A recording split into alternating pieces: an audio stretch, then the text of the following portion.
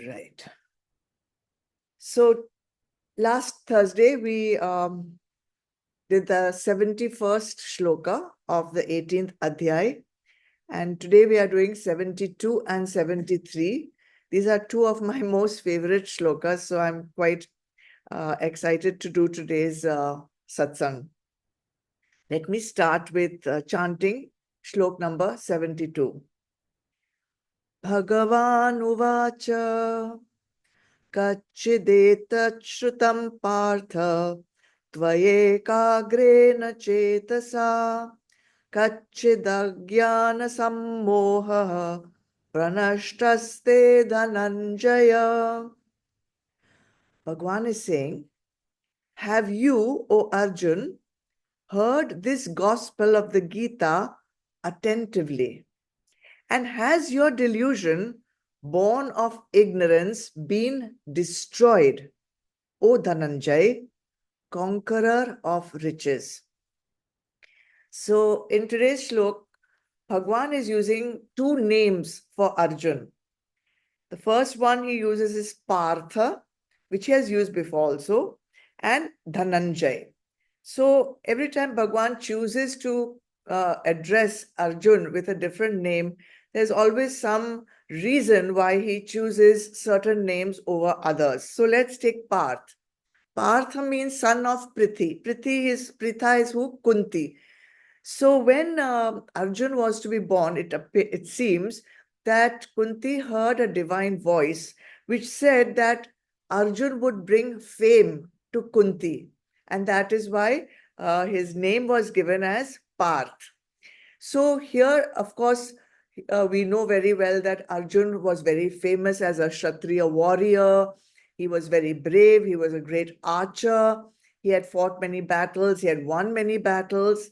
But here, in this context, Bhagwan is using this word, bringing fame to Kunti, because he is receiving the gospel, the sacred gospel of the Gita from Bhagwan Krishna. Nobody else has got that benefit or that privilege, and that makes Arjun more special than anyone else, bringing him fame, because the whole Gita is center stage is Arjun and Bhagwan Krishna. Another meaning of Parth is one who never misses his target. So again, two meanings here again. One who never misses his target as a warrior. He's an archer. And second, not missing the target here. The target of our life, the purpose of our life is to find out who am I. And by hearing this gospel of the Gita from Bhagwan, Bhagwan is giving him a kind of a prodding that don't miss the target here. Your main purpose is to fight this war because it is your Kshatriya dharma, and therefore you have to uphold dharma. Dhananjay is the second word, a name that Bhagwan is using. Dhananjay means conqueror of riches. Bhagwan has given Arjun the biggest wealth in the universe. The knowledge, the technique, the method, the encouragement, the sadhana, everything for being able to attain the highest wealth, and that is knowledge of the self. So by these two names, Bhagwan is hinting at Arjun that Arjun, I have given you something valuable. What are you going to do with this knowledge that I have just given you? And he uses the word shrutam. Have you heard? Have you heard what I have just said, and have you heard it attentively? Now, those of you who were with me last Thursday will remember that in the previous shloka, Bhagwan has given the benefits to those persons who have just heard the Gita.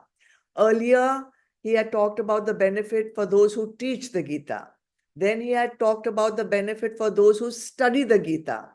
And then in the last shloka, the benefit for those who just hear, listen to the Gita. So continuing that same strain, Bhagwan is asking Arjun now, have you heard? Have you heard what I have said in the way that you are supposed to have heard it. And what is that way that you're supposed to hear the Gita? Shraddhavan and Anasuya. Shraddhavan, with full faith, and Anasuya, without malice, without complaining, without ridiculing, without finding fault. So here Bhagwan is asking, have you heard this Gita in that way? And he has added one more point, ekagrena chetasa, with a single pointed mind, single pointed mind. When will the mind become single pointed? When will our mind become single pointed? Firstly, it has to be purified. When it is purified through the actions we do in sansar and through upasana, both being done with karma yoga attitude, then the mind becomes purified of all the mal and the vikshep. It's able to listen with ekagrata, with single pointed attention, without being disturbed, without distractions. When you hear like this, then you will be considered to have heard the Gita correctly. So there is a difference between hearing and listening. So there were three people who heard or listened to the Gita. Who were they? Of course, Arjun. Then there was Sanjaya, who had got the Divya Drishti to not only see what was happening on the battlefield, but also to hear what was being spoken. So Arjun heard, Sanjaya heard, and through Sanjaya, Dhritarashtra also heard, because Sanjaya was narrating the entire thing to Dhritarashtra. Now, next Thursday, when we will do the next few shlokas, you will see whether Sanjay heard with attention or not, because his reaction or his response will be clearly demonstrated in his words. So we will talk about Sanjay next Thursday. What about Dhritarashtra? Dhritarashtra did not listen. Dhritarashtra only heard, and he did not hear with attention. His only focus was what is happening to my sons, the Kauravas, because that's the very first shloka of the Gita where he says, what is happening to my sons on the battlefield? What about Arjun? How did Arjun, did he listen with attention, or he just heard it casually? And this also makes us question, how are we hearing or how are we listening to the teachings of Bhagwan? Listening with focus and attention, or just hearing casually? So Bhagwan asks Arjun, have you heard this with attention? Now imagine if Arjun had said no. If Arjun had said no, imagine Bhagwan would have had to repeat the entire Gita one more time. Already he has repeated it, because Adhyay 2 is the full Gita. But Arjun did not understand. So the rest of the Gita is an explanation of Adhyay 2. And if he had said no in the 18th Adhyay also, then Bhagwan would have had to repeat the entire Gita. Just like we have to keep repeating it year after year after year. Maybe we are also not listening with as much attention, with as much faith, and with no malice, so that we can also get it in the very first shot. So Bhagwan asks the first question, have you heard with attention? And then he asks one more question, because Bhagwan he sees Arjun's face, and from the face he makes out that yeah, I think Arjun has heard it with attention. Otherwise he would not have asked the second question. The second question Bhagwan asks is, has your delusion born of ignorance been destroyed? Kachida jnana sammoha pranashtaste. Has your delusion, your moha, has it been destroyed? So what is moha? What is delusion? Why does it happen? It is because of ignorance. We have a wrong understanding of who we are, of what this world is, of what Bhagwan is. And because of the wrong understanding, or we can say limited understanding, our vision of ourselves and our vision of the world, our vision of Bhagwan is also limited. And in that limitation, there is a distortion. When we don't seize the reality of something, then we don't apprehend it correctly. So we call that non-apprehension, not seeing something clearly, non-apprehension. But still we want to call it something, still we want to name it something, still we want to give it an identity. So we give it an identity of our own imagination. So non-apprehension leads to misapprehension. And the Vedanta example of rope and snake, which we have talked about many times, is a clear example of this. We don't see the rope in the darkness of a room, and we assume it to be a snake. And of course, with that, all the repercussions of fear and flight and all kinds of things are what we are experiencing in samsara. When the light comes on in the room, we are clearly able to see it was never a snake. It was only a rope. Did the snake go away? No, the snake didn't go away because there was no snake. There was no snake to start with also. In the same way, when the light of knowledge shines in us, non-apprehension of Brahma is removed, and therefore misapprehension automatically gets dissolved. We see ourselves in the correct light of who we actually are. So this is Bhagwan's two questions to Arjun. Have you heard attentively? And if you have heard attentively from what I see on your face, has your moha, has your limited understanding, has your ignorance, has your distorted understanding been destroyed? What does Arjun reply? I love this shloka, number 73. Let me chant it. Arjuna uvacha nashto moha smritir labdha tvat prasadan mayachyuta sthitosmi gata sandeha karishye vachanam tava. In the previous shloka, Bhagwan called Arjun to names Partha and Dhananjay. In this shloka, Arjun is calling Bhagwan Krishna Achyut. Achyut means one who will never lose his inherent nature and power. It also means that which is immovable or which is unchangeable, Achyut. Unfallen, can never fall. It is always the same, always.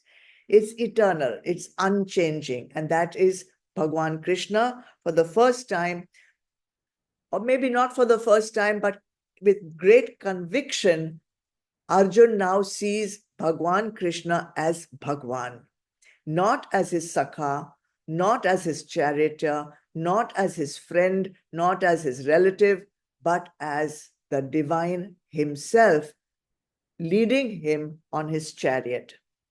And what has Arjun replied to Bhagwan's two questions? Nashto moha. I am no longer confused. I have no more doubts. My moha, my delusion is nashto, destroyed. And this ignorance that I had of who I am has now been replaced by the knowledge of the self.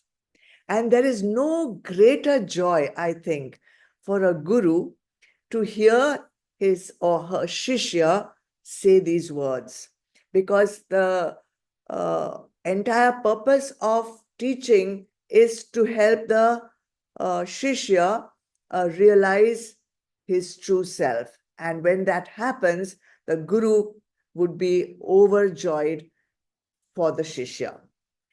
So suddenly, this knowledge of the self comes to the shishya. So where was this knowledge before? Had it gone away somewhere? Did the Guru put that knowledge in the Shishya? Where is our knowledge of the self? Do we have that knowledge? If not, where is that knowledge? And from where can we get it? Has it gone away somewhere? Did we ever have it? This knowledge cannot go anywhere. This knowledge does not have to be put into our head. This knowledge is even present right now in our own antakaran. Only problem is it is covered. It is hidden. It's suppressed. It's hiding under layers and layers of misapprehension. What is this misapprehension? The sanskars that we have been collecting, our gunas, and most important, our vasanas. So, how did Arjun suddenly get this knowledge? From where did it suddenly, how did it suddenly erupt in his mind in the 18th adhyay? For 18 adhyayas, Arjun has been listening, Shraddhavan, Anasuya, and with ekagrata. With these three properties in his mind, he has been listening. And as the adhyayas have been progressing from 2 onwards, we see a change in Arjun. We see a total unconditional samarpan of Arjun towards his guru, Bhagwan Krishna. And because of the way he's listening, and because of his samarpan, the third condition is required for this knowledge to reveal itself from within. And that third is what Arjun refers to as Tvat Prasadat, the prasad of kripa that Bhagwan Krishna bestows on Arjun. And with that prasad of kripa, Arjun's veil of ignorance gets pierced, shattered, destroyed, and the self, the knowledge of the self, which is within himself from the very beginning, simply radiates outside. Bhagwan's grace had to come to Arjun only when Arjun was adhikari of receiving that grace, and that happened only in the 18th adhyay. So there are 2 kinds of kripa. One we call, which is common for everyone. Bhagwan gives his kripa even now, even if you are not adhikari for this gyan, he is still giving you many kinds of kripa. So that is common for everyone. That kripa is the kripa of the air you breathe, the kripa of the water you drink, the kripa of the food you eat, the kripa of human birth, the kripa of giving satsang, the kripa of approaching a guru, the kripa of your home, your wealth, all the belongings that you have. This is all Bhagwan's kripa. It is Bhagwan's kripa. You may think you are earning like a very successful business person and you're earning a lot of money and that's how you are enjoying all these things. Without Bhagwan's kripa, it is not possible. All the vishais which you are enjoying, all the sukhs that you are enjoying because of the vishais, this is all Bhagwan's kripa. And this is common for all. You don't have to be adhikari in the 18th adhyay like Arjun for these kripas. Your prarabdha is there, Bhagwan will give it to you. But there is another kind of kripa which is given to the select few. And that kind of kripa is called anugraha. Anugraha is given to mumukshus, those who have held on firmly to Bhagwan, those who are firmly established in the self. So when there is a lot of dukh in our life, and I'm talking about immense dukh, maybe the dukh that you have become homeless, or the dukh of a terrible illness, or it could be that there are dear and near ones who are treating you really badly, or defamation, loss of name, fame, or loss of wealth. And we're talking about like big dukhs, big upheavals in our life. And in those times, when they have held on, Shraddhavan, without complaining, with great ekagrata, when they have held on faithfully to Bhagwan in those difficult moments, Bhagwan blesses with anugraha. And how does that anugraha manifest? How do you experience that anugraha? It's too beautiful. What is the result of Bhagwan's anugraha? Slowly, and for some, this may not seem like a benefit, but it surely is. The benefit of this anugraha is that you start developing vairagya for Vishais. Your vairagya for Vishais is a signpost that Bhagwan has bestowed anugraha on you. You start developing Shat Sampatti in a very strong way. And of course, self-realization is the ultimate benefit or the ultimate manifestation of Bhagwan's anugraha. So when you have made yourself adhikari with total unconditional samarpan towards Bhagwan, they say the knots of the heart are cut asunder. Knots of the heart. We call that Hriday Granthi. They are knots, blockages of false identification. So Hriday, of course, everyone knows, means heart, but it is not the anatomical heart that we all know about, which pumps blood, but it is the spiritual heart or the center of consciousness, or you can call it the center of awareness. Granthi is that bondage. The bondage that you have thinking I am this body, thinking I am this mind, thinking I am this intellect, this false limited sense of self, which we call ego or ahankar. So these three, there are three such knots. They are made up of avidya, that is the first knot. The second knot is kama, and the third knot is karma. So when these knots are cut through the anugraha of Bhagwan, then ignorance is removed, avidya.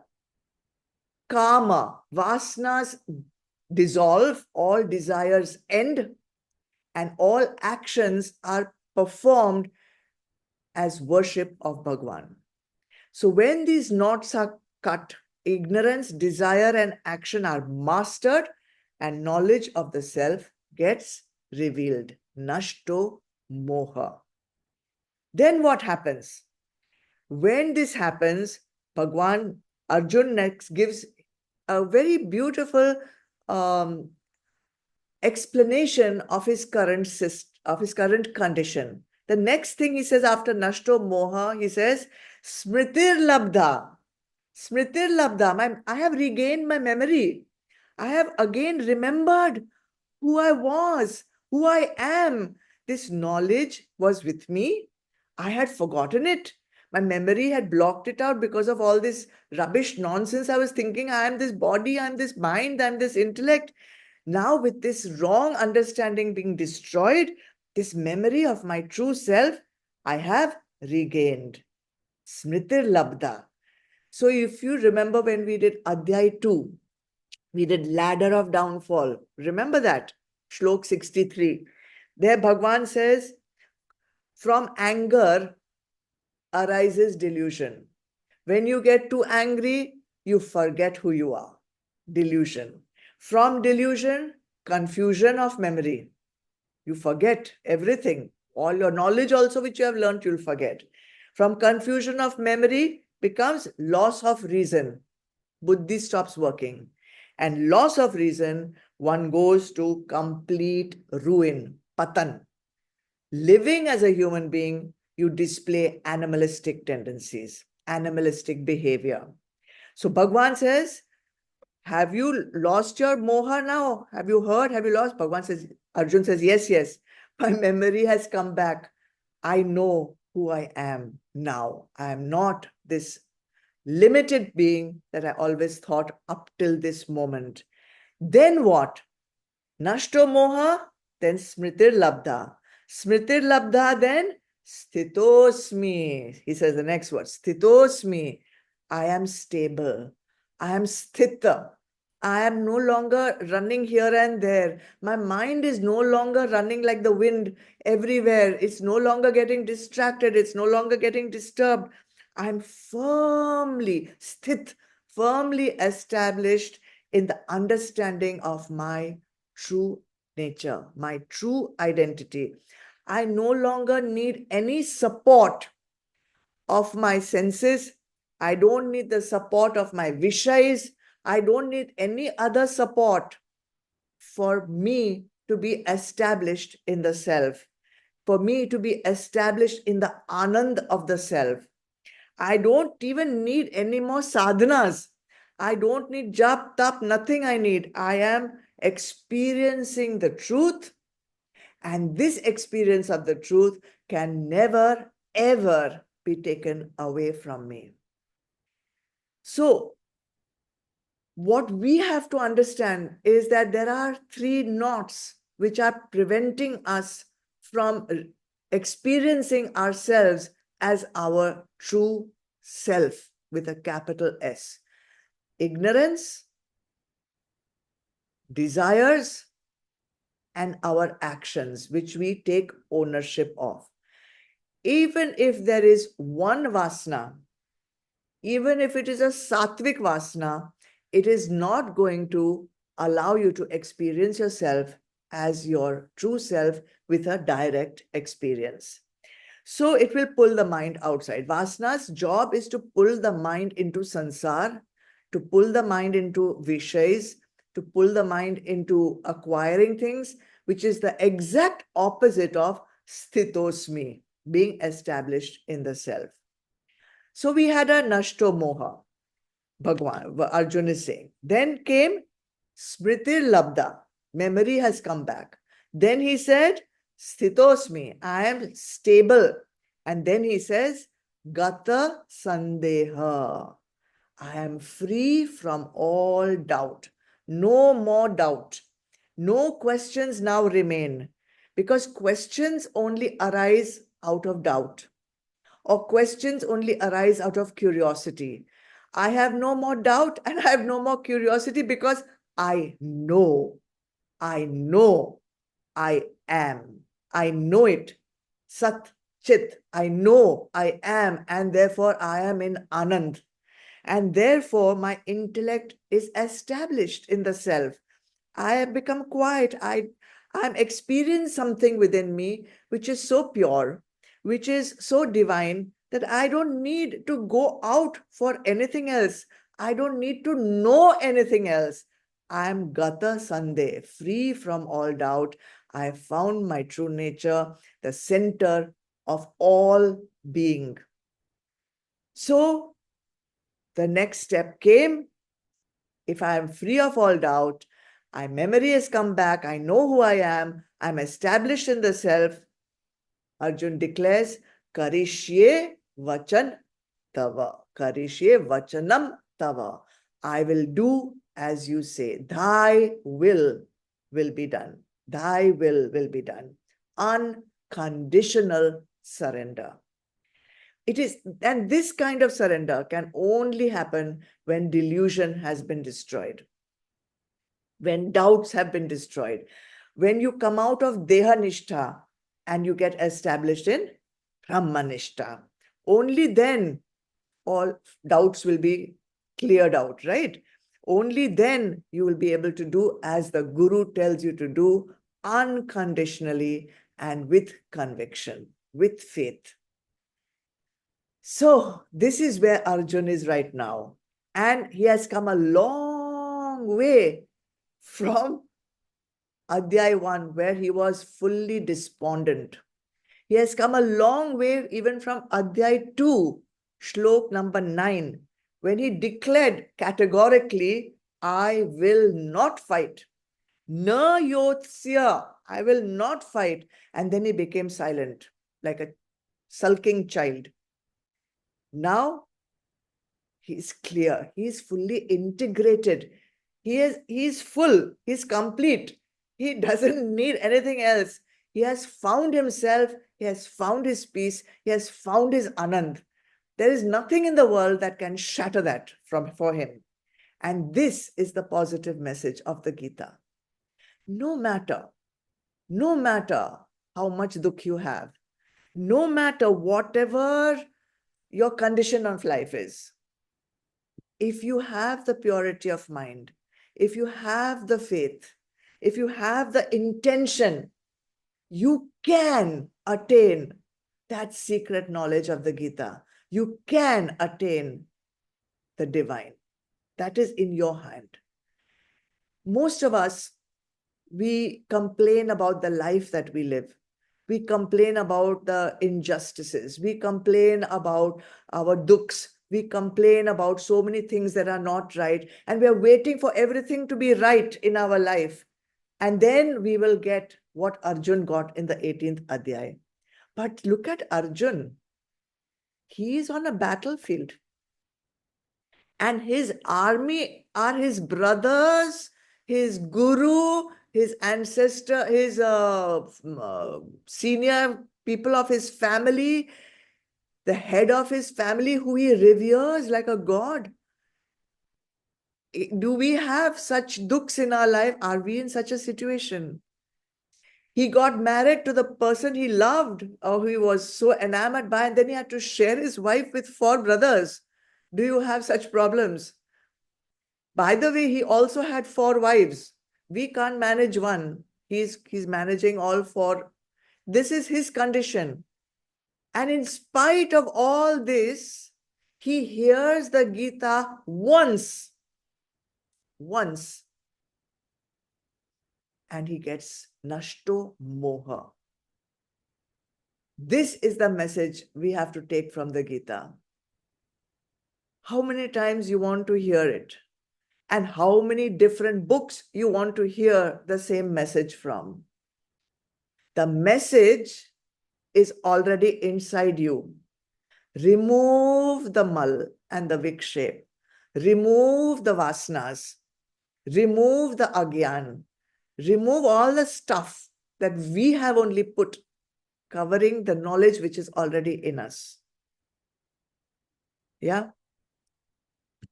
Listen.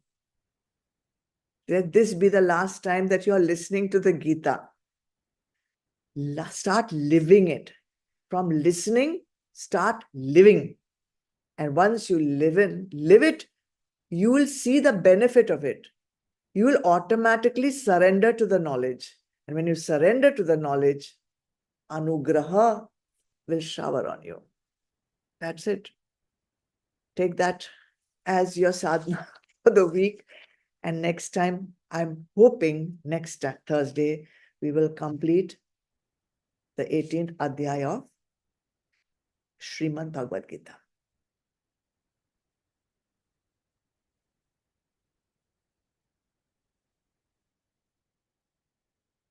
Om.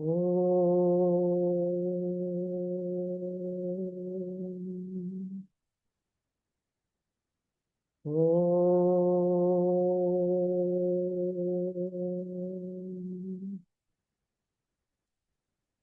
Om.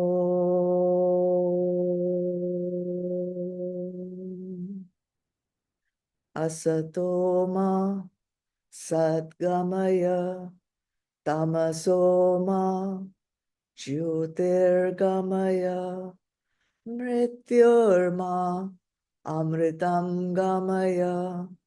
Om Shanti Shanti Shanti. Om Purnamada Purnamidam Purnat Purnamudachyate Purnasya Purnamadaya Purnameva Vashishyate. Om Shanti Shanti Shanti. Hari Om. Shri Gurubhyo Namaha. Hari Om. Chidarpanam. Jai Gurudev. Thank you, everyone, for joining. Thank you, Sanjay, for chanting so beautifully. God bless everyone.